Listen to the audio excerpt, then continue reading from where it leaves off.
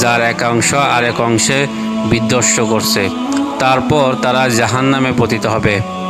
এভাবে জাহান্নামীদের একের পর এক কষ্ট দেওয়া হবে এবং তারা যখন কোনো খাবার চাইবে তখন তাদেরকে রক্ত এবং পুঁজ দ্বারা তাদেরকে খাবার দেওয়া হবে।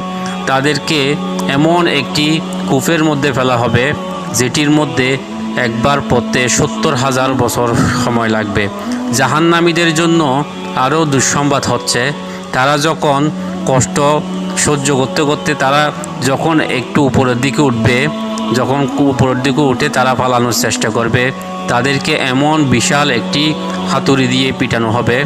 তারা এক হাতুড়ির পিটানোর সাথে সাথেই ধূলিসাৎ হয়ে যাবে এবং জাহান্নামের তলদেশে আবার নিক্ষিপ্ত হবে এবং নিক্ষিপ্ত হওয়ার পর তারা আবার পুনরায় জীবন গঠিত হবে। এভাবে তাদেরকে একের পর এক শাস্তি দেওয়া হবে।